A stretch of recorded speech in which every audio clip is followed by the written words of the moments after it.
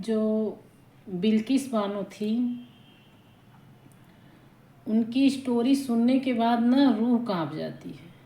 कितना भी इंसान पत्थर दिल होगा, वो उनको उनकी स्टोरी सुनने के बाद तो हम तो इतना परेशान हो जाते हैं, इतना परेशान हो जाते हैं जिसका कोई जवाब नहीं।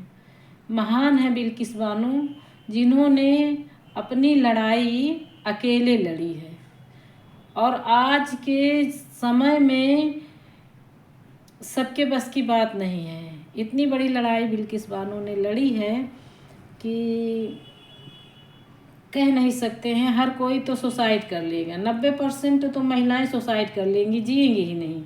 किस आधार पर जिएंगी? एक बार अगर उनके साथ कुछ गलत हो जाता है तो वो टूट जाती हैं एकदम से।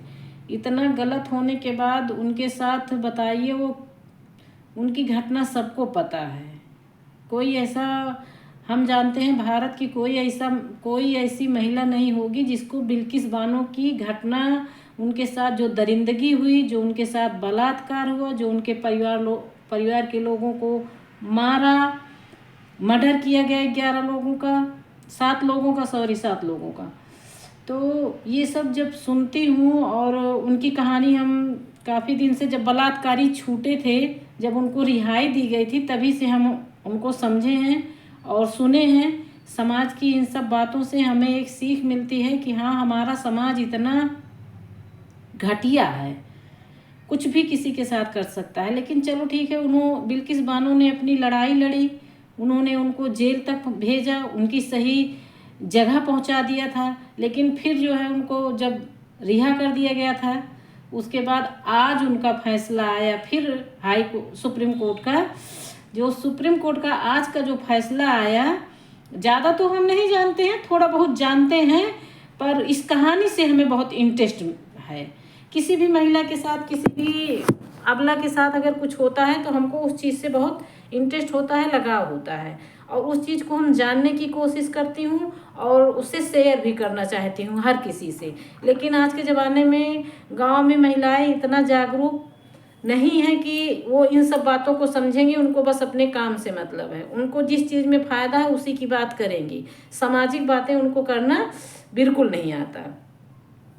तो आज जब हमने आज न्यूज़ देखा, वो भी ज़्यादातर हम न्यूज़ किसका देखती हूँ, चैनल जिसका देखती हूँ, सबसे पहले प्रज्ञा जी का, वो हमारी फेवरेट हैं।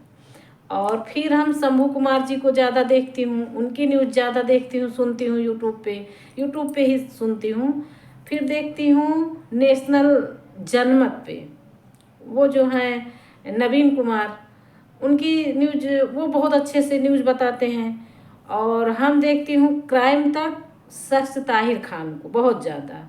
और देखती हूँ, अरे क्या नाम है उनका, जो सलमा के बच्चे को पाल रहे हैं, तो उनको हम बहुत ज़्यादा देखती हूँ। तो इन लोगों की स्टोरी देखने के बाद क्या पता चलता है, ये लोग थोड़ा सच्ची घटनाएं बताते हैं। बकिया यूट्यूब पे, मोबाइल में तो हर कोई इतना झूठ फैलाए है कि आप समझ ही नहीं सकते हो सही क्या है गलत क्या है। बहुत समझदार होगी तभी आप समझ पाओगे न्यूज़ में और समाज की बातों के सही क्या है कि गलत क्या है। तो आज हमने अभी जब मोबाइल खोला तो मैंने सबसे पहले प्रज्ञा जी की न्यूज़ देखी। तो सबसे पहले न्यूज़ मैंने उन्हीं को क्लिक किया। उसके बाद मुझे सुनने के बाद बहुत अच्छा लगा, तो हमने कहा क्यों ना हम भी इस पे कुछ अपनी सोच, अपने विचार रखें। तो मुझे बहुत अच्छा लगा। दोबारा वो गुनहगार सब जेल जाएंगे। अगर गुनहगार ऐसे छोड़ दिए जाएंगे तो और ज़्यादा क्राइम होगा। और हमने देखा है कि एक तो गुनहगार पकड़े ही नहीं जाते हैं, सारा मामला रफा दफा हो जाता है। हजारों ऐसे केस रोज मैं देखती हूँ। तो एक तो गुनहगार पकड़े नहीं जाते हैं, अगर सही कार्रवाई हुई, पकड़े भी गए, उसके बाद भी उनको जो है बताइए छोड़ दिया गया। कैसे छोड़ दिया गया? गलत है ना। तो अगर ऐसे छोड़ेंगे तो अगला इंसान भी क्राइम करेगा कि कुछ नहीं होता है, वो देखा होगा छूट गए, वो देखा फलाने छूट गए। अक्सर आज के जनरेशन में आज के बच्चे ये सब चीज़ें देखेंगे तो और ज़्यादा क्राइम करेंगे, क्योंकि उनको फिर जेल जाने का खौफ नहीं रहेगा। तो बहुत अच्छा लगा मुझे सुप्रीम कोर्ट का जो फैसला आया है। बिल्किस बानो को फिर से इंसाफ मिला, और बिल्किस बानो जैसी महान महिला हमारे देश में है। उन्होंने अपनी लड़ाई इतने अच्छे से लड़ी, और सलाम है ऐसी महिलाओं को, उनके जज्बे को। तो मैं बहुत ज़्यादा बिल्किस बानो से बहुत ज़्यादा हमदर्दी रखती हूँ, पर ऐसी स्थिति हमारी नहीं है कि हम कुछ हेल्प कर सकें उनकी। तो मुझे बहुत अच्छा लगा, और हर महिलाओं को अपनी लड़ाई लड़नी चाहिए। अगर आपके साथ अन्याय होता है तो आप अन्याय के खिलाफ आवाज़ उठाइए, संघर्ष करिए, हार मत मानिए। और बिल्किस बानो को देख के सीखो कि उनके साथ जो दरिंदगी हुई, उनके साथ जो अत्याचार हुआ, वो अकेली महिला हमारे समाज में। और तो चलो ठीक है, इतिहास में देखते हैं कि हमें इतिहास में जानने को मिलता है कि हाँ, कौन महिला कितना अपने जीवन में लोहा ली है, कितना मोर्चा संभाली है, कितना अपनी लड़ाई लड़ी है। लेकिन प्रेजेंट टाइम पे, आज के समय में, हमारे समय में हमने आज अपनी आँखों से देखा कि भैया बिल्किस बानो ने बहुत बड़ी लड़ाई लड़ी और उनकी जीत हुई सुप्रीम कोर्ट से। हमें बहुत अच्छा लगा, बहुत अच्छा लगा, बहुत ही अच्छा लगा। तो मुझे बिल्किस बानो की जो सीन है, बिल्किस बानो का जो रूप है, वो हमारे दिल में और हमारे दिमाग में दोनों जगह फिट है।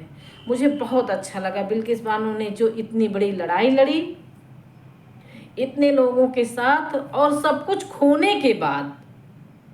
सबसे बड़ी बात है, उनके पास कुछ भी नहीं था, ना हिम्मत थी, ना बल था, ना पैसा था, कुछ भी नहीं था, लेकिन उस महिला के अंदर जज्बा था।